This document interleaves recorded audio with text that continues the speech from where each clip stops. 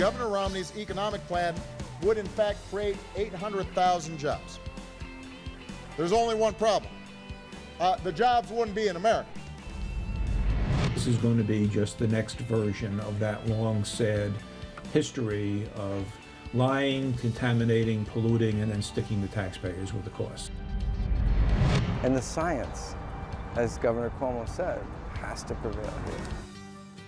Good evening, everybody, and welcome to RFL. I'm Richard French, and thank you so much for joining us this Monday evening, July 16th. All right, we got two parts to the show. We're going to talk politics here and the race for 2012 and hydrofracking. But up first, the Bain baggage. Now, questions remain about when exactly Romney left Bain Capital and why is the timeline such an issue, because it may determine whether or not Romney was at the helm when Bain was involved in layoffs and outsourcing. Now, while I think that's important, I don't think at the end of the day that's the biggest issue. It's about what Bain stands for and whether or not in this economy that's a good or a bad thing if you're running for president.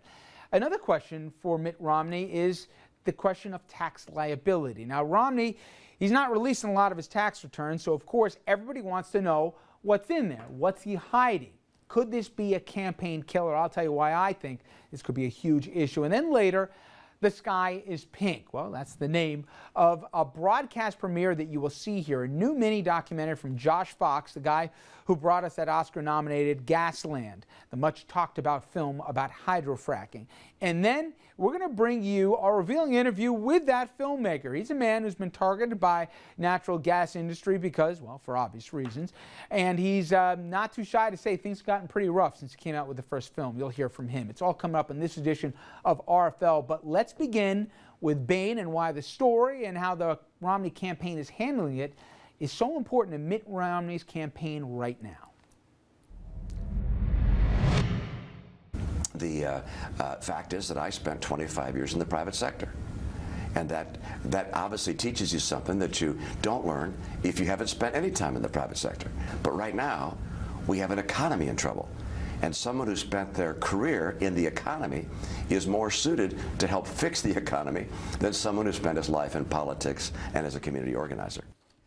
It's been one of the key planks of the Romney campaign, and regardless of who you like or who you don't like, you can't escape the thing. Every day here, there's an advance the story, there's a hit ad, there's an ad that defends it, but it's his experience in the business and corporate world that many believe is his most compelling argument to why he should be the next president of the United States, and that President Obama's lack of business experience, community organizing, you know the whole drift, hurts him and hurts the nation's economy in a time when it's issue number 1, 2, and 3 for the electorate.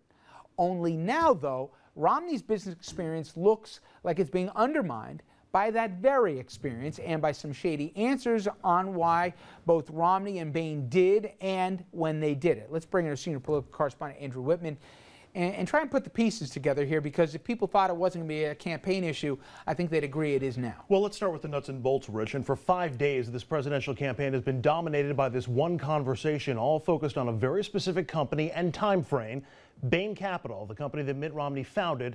And we're talking about the period between the years 1999 and 2002.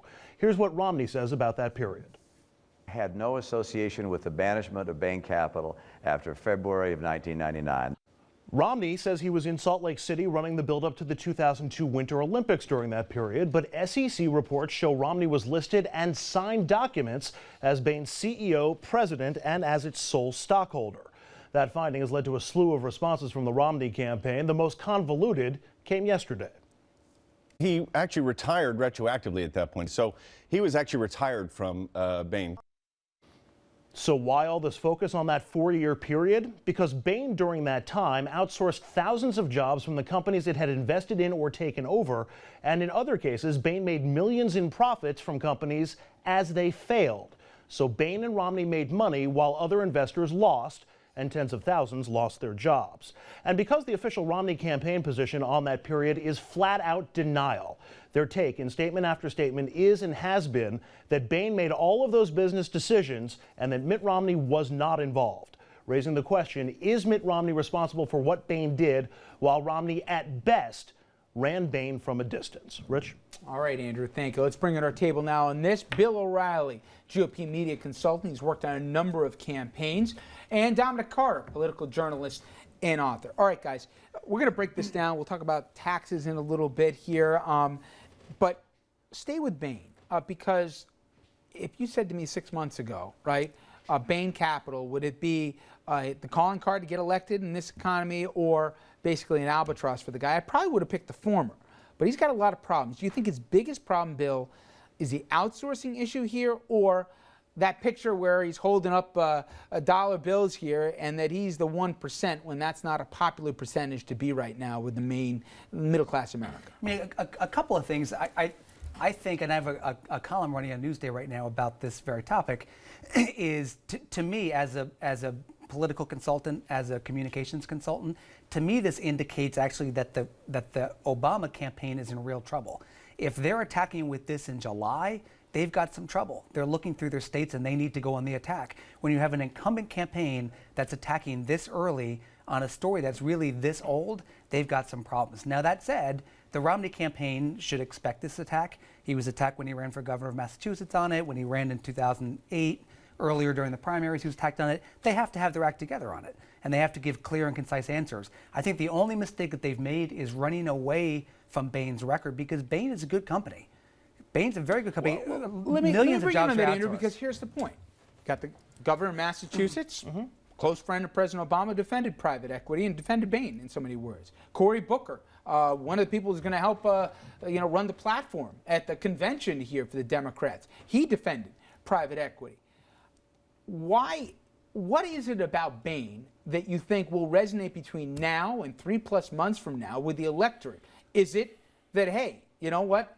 You can jump these guys all they want, but this is America and we believe in making a buck? Or is it that you can't put the timeline together because it seems shady? Well, I think it's both. I mean, you want to make the argument that creative, constructive, creative destruction is how they put it, is a good, plus, right? Well, I'm not in the field. Is a plus or a minus? I think that's a debate that's already been framed, and people know where they stand on it. Some people think it's perfectly acceptable. Other people look at it and they're aghast by it.